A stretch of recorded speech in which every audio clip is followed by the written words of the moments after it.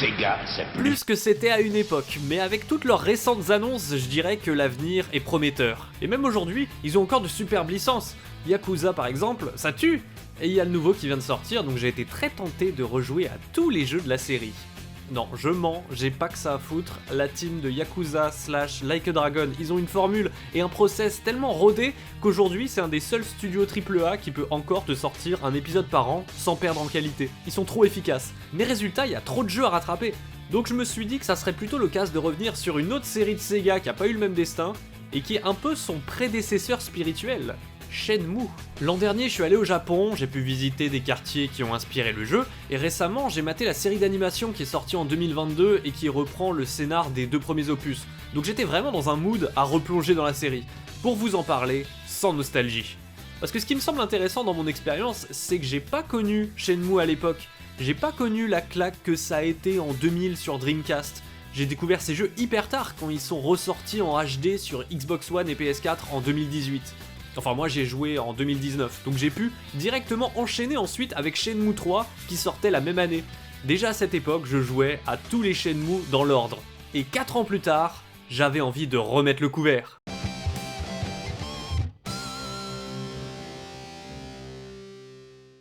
Shenmue 1, c'est une aventure hyper dure à évaluer. En termes de concept, ça s'éloigne tellement de ce qu'on a l'habitude de juger dans un jeu que si on se concentre sur des choses tangibles comme le gameplay, le rythme ou le scénario, on a envie d'être très critique parce qu'il n'est pas du tout à la hauteur de l'aura que dégage son titre quand il est prononcé par un nostalgique. C'est qu'en fait l'intérêt du jeu pour moi il est ailleurs. Et vous allez le constater quand je vais en parler, on va plus que jamais être dans le domaine du ressenti. Donc si dans le passé j'ai pu vous recommander certains jeux avec beaucoup d'assurance parce que j'y constatais des qualités objectives qui avaient survécu aux années, là Shenmue c'est du qui tout double. C'est un jeu qui ne peut pas faire l'unanimité tant sa proposition est déroutante. Et en même temps c'est le fait qu'il soit unique qui me donne envie de le recommander, parce qu'il ressemble peut-être à aucun autre jeu auquel vous avez joué. Dans Shenmue, on passe son temps dans la même rue à demander son chemin aux passants. C'est aussi simple que ça. Et quand on quitte enfin ce cadre, c'est pour travailler tous les jours au port à déplacer des caisses d'un hangar à l'autre. Il y a des jeux, quand ils me cassent les couilles, je les arrête, parce que je suis pas venu ici pour souffrir. Shenmue, il m'a bien cassé les couilles par moments, mais j'arrivais pas à le lâcher. Alors pourquoi je l'ai aimé ? Bah parce que tout ça n'est que prétexte à s'immerger dans la ville de Yokosuka. Et cette ville, encore aujourd'hui, je la trouve très charmante. Pourtant elle est petite, il y a moins de choses à y faire que dans un open world moderne, mais justement, on n'en fait plus trop des zones de cette taille, qui pourtant fourmillent de vie et de détails. Aujourd'hui dans un trailer, pour vendre, faut montrer des étendues immenses. Mais en fait, pourquoi est-ce qu'on aime ce qui est gros ? C'est possible de s'attacher beaucoup plus vite à une belle zone plus petite. Et la ville de Shenmue 1, je m'y suis attaché. Elle est détaillée et immersive, parce qu'on s'y déplace lentement comme un humain normal. Les déplacements sont d'ailleurs hyper lourds, pas précis, pas modernes du tout, mais bizarrement ça contribue à l'immersion, parce que ça ajoute une lenteur qui fait qu'on s'arrête sur beaucoup plus de choses dans Yokosuka. Chaque rue n'est pas une zone vite fait parcourue aussitôt oubliée, comme quand tu traverses des kilomètres en véhicule dans un GTA. Donc t'as beau te faire chier à demander à tous les passants où est-ce qu'il est ce satané Charlie, bah sur le chemin tu visites, tu t'arrêtes dans une boutique, tu joues au casino, tu collectionnes des gachas, tu vas à la salle d'arcade dans laquelle tu peux jouer aux fléchettes ou à des vieux jeux Sega. Et là j'aimerais faire une parenthèse. Moi dans le passé, j'aimais bien me moquer de Sega, déjà parce que j'ai un pote qui est fan de Sonic, et puis moi j'étais un N-sex. Je trouvais que le patrimoine de Nintendo avait tellement mieux vieilli que Sega ça faisait hyper cheap à côté. Mais mine de rien, jouer à Space Harrier ou Hang-On dans la salle d'arcade de Shenmue, ça m'a mis dans la peau d'un jeune homme des années 80 qui découvre ces jeux à leur époque. Quand je vous dis que c'est un jeu immersif. Sauf qu'à l'époque, si tu voulais jouer à ces jeux chez toi, fallait se prendre la version sur console de salon, donc sur Master System. Et pour pousser le roleplay jusqu'au bout, après avoir découvert Shenmue, je me suis acheté une Master System dans la vraie vie. J'ai trouvé quelque chose de fascinant à redécouvrir ces classiques arcade, mais dans une version d'e-make 8 bits. C'est pas des jeux que j'adore pourtant, mais c'est des titres arcade à la prise en main instantanée qui m'ont amusé un temps, jusqu'à ce que j'ai envie de passer sur Mega Drive, puis sur Saturn, puis sur Dreamcast pour enfin voir Shenmue tourner dans sa version originale et réaliser que décidément, par rapport aux autres jeux qui sortaient à l'époque, c'était quand même un sacré exploit d'avoir pondu un jeu comme ça. Vous l'avez compris, Shenmue à lui seul, il m'a réconcilié avec Sega après une décennie de moquerie. Donc comme quoi, même pour un nouveau joueur aujourd'hui, il peut avoir un impact positif, si vous faites partie des quelques chanceux avec qui la formule résonne. C'est pour cette raison que je lui donne 3 points d'intérêt d'y jouer aujourd'hui. Et attention, j'ai dit d'y jouer, pas d'y rejouer. Parce qu'en vrai, le jeu est chiant la première fois quand tu fouilles partout, mais quand tu y rejoues, tu sais déjà où aller. Donc tout s'enchaîne beaucoup plus vite. Mais tu perds aussi la magie que représentait l'errance dans ce monde. Cette errance qui, je le rappelle, est un des ingrédients qui contribue le plus à la saveur de ce jeu immersif. Donc quand j'ai refait Shenmue 1 cette année, j'ai constaté que c'était plus vraiment le même jeu. Shenmue 2 en revanche c'est différent, parce qu'il est tellement mieux rythmé, il y a tellement plus de choses à voir que c'est resté une attraction de le redécouvrir. Alors, entendons-nous bien, il conserve une grande partie des lourdeurs du premier. Je rappelle que les deux jeux sont sortis à moins de 2 ans d'intervalle, donc bien sûr qu'ils se ressemblent. Malgré ça, on sent que Shenmue 1 a servi, peut-être pas de brouillon, mais de socle sur lequel s'appuyer afin de réitérer l'expérience sur une aventure plus dense. Et c'est ce que représente Shenmue 2 à mes yeux, une grande amélioration de la formule du premier. Il se passe enfin des choses dans le scénar, avec des nouveaux personnages plus charismatiques. Et on gagne en activités annexes, pour encore plus t'encourager à errer dans cette ville formidable qu'est Hong Kong. Il y a plus de mini-jeux, des jobs à mi-temps, parce que c'est l'épisode où ça devient important de collecter de l'argent au quotidien, maintenant que t'es loin de ta ville natale. Et tu visites plein d'environnements, donc c'est franchement un jeu dépaysant et moins redondant que le premier. Même si je pense qu'il faut quand même faire Shenmue 1 avant pour mieux apprécier tout ce qui a été amélioré. Et j'imagine qu'à l'époque, il y avait de quoi être hyper enthousiaste en voyant la direction que prenait la série. Le troisième allait forcément être encore plus dingue. On y vient. Mais avant ça, Shenmue 2, malgré toutes ses qualités, je dirais qu'il m'a quand même moins marqué que le premier. En tout cas la première fois que je les ai faits. Parce que forcément, c'est dans Shenmue 1 que j'ai eu le plaisir de la découverte du concept. Aujourd'hui en revanche, c'est sur le 2 que j'ai le plus envie de revenir. Donc je lui donne 4 points d'intérêt en 2024. Shenmue 3 est sorti 18 ans après le 2. Généralement dans le jeu vidéo, quand un nouvel épisode arrive aussi tard après ceux qui ont rendu la série culte, on peut craindre qu'il s'écarte un peu trop de ce qui a fait sa force à l'époque. Que les années passant, les développeurs se soient perdus en chemin et oublié les ingrédients de l'époque et intégré trop de mécaniques propres aux jeux modernes qui donc de facto risquent de contrarier les fans de la première heure qui s'attendaient à revivre plus ou moins la même chose en mieux, en reprenant la série exactement là où ils l'avaient laissée, comme si les années ne s'étaient jamais écoulées. Le plus souvent, vous le savez, c'est pas le cas. Et ben la prouesse de Shenmue 3, c'est d'avoir réussi à ne rien moderniser et à sortir à notre époque comme si 18 ans de jeux vidéo n'avaient jamais existé. Shenmue 3, c'est un jeu Dreamcast qui tourne sous Unreal Engine 4. Et si ça a autant été critiqué à sa sortie, c'est parce que les joueurs, eux, entre-temps, ils avaient évolué. Et à ce sujet, j'ai un avis partagé.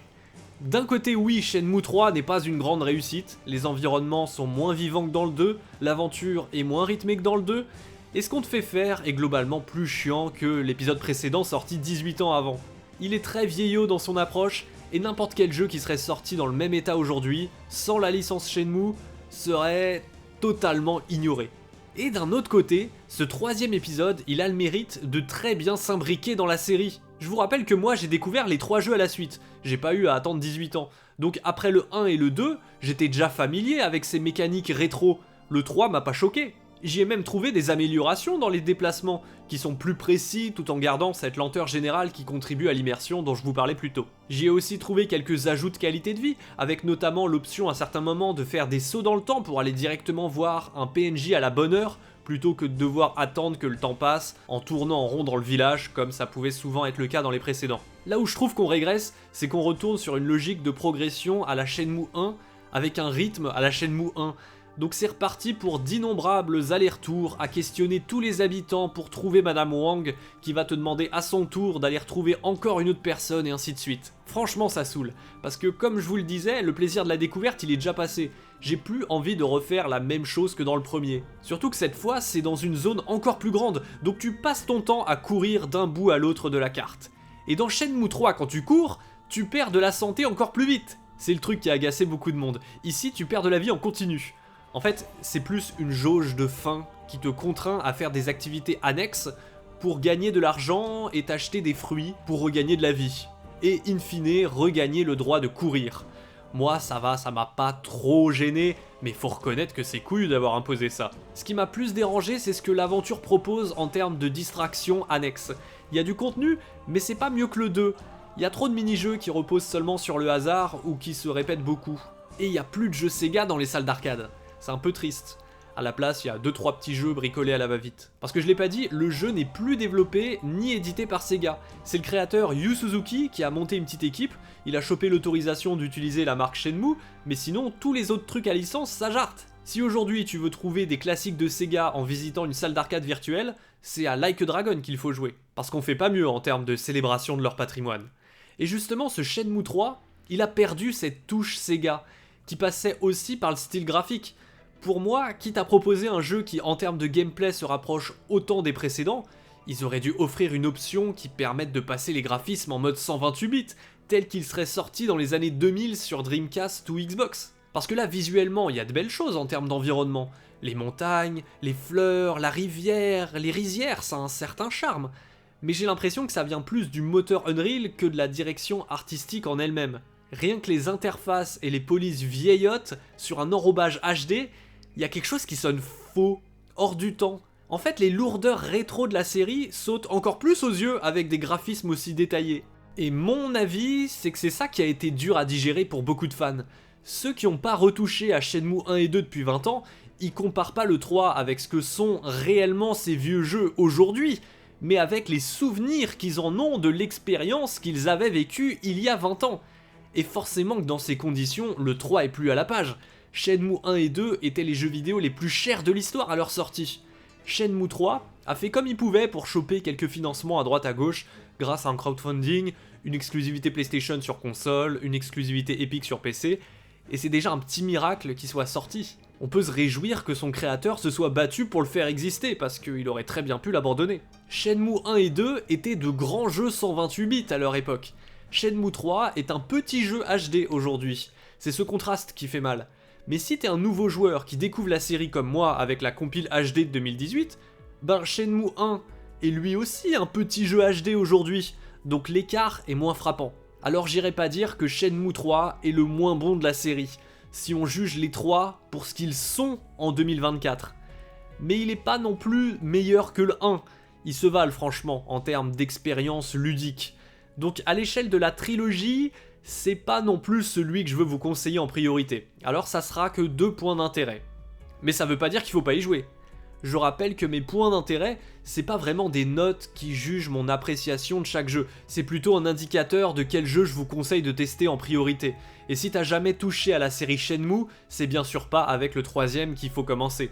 Et je parle même pas pour le scénario, parce qu'en vrai tu lis un résumé de 10 minutes sur internet et c'est bon, t'es à jour. Ou alors tu mates la série d'animation qui s'arrête là où Shenmue 3 commence. Ma recommandation, ça reste de les faire dans l'ordre pour voir comment ils ont évolué. Mais si Shenmue 1 pousse ta patience dans ses limites, pas besoin de forcer, mate la fin sur YouTube et lance-toi dans le 2 qui reste mon préféré. Le dernier épisode en date, il a de grosses lacunes, c'est vrai, mais ça veut pas dire qu'il propose pas quelque chose d'unique à notre époque. Ça reste un jeu original dans le sens où il s'écarte des codes de l'industrie, donc c'est pas un énième jeu d'aventure open world tel que vous en avez fait 100 fois. Et puis c'est l'un des rares jeux qui te fait ressentir ce que c'est que de passer des vacances à la campagne en Chine, avec ce que ça implique de trucs ennuyants. Heureusement, tout le jeu se passe pas là, il y a une deuxième ville, mais malgré tout, l'ensemble de l'aventure reste trop proche de ce qu'on avait déjà vu dans les épisodes originaux, et le scénar n'avance toujours pas. Donc j'attends un 4ème épisode, mais il y a vraiment intérêt qu'il propose quelque chose de nouveau, avec un meilleur rythme et une ville intéressante, quitte à ce qu'il n'y en ait qu'une, comme l'a longtemps fait la série Yakuza, avec la même map recyclée d'un jeu à l'autre. Mais c'était pas gênant parce qu'il y avait toujours de nouvelles quêtes, de nouvelles activités, une intrigue prenante qui à chaque fois peut se suffire à elle-même. C'est pas juste une pièce de puzzle énigmatique qui se rajoute à chaque jeu, comme c'est le cas dans Shenmue. Vous l'avez compris, à mes yeux, ça fait bien longtemps que Shenmue s'est fait détrôner par Yakuza. En même temps, pour moi, aujourd'hui, Like a Dragon, c'est la plus grande série de Sega, y a pas photo. Très loin devant l'autre hérisson vert là. Et comme je vous disais, j'adore quand les Yakuza, Judgment ou Like a Dragon référencent le patrimoine rétro de la firme, entre les cartouches Master System jouables à collectionner et les jeux arcade toujours plus récents disponibles à chaque nouvel opus. Qui sait, un jour Shenmue 1 sera peut-être lui aussi jouable dans un Like a Dragon.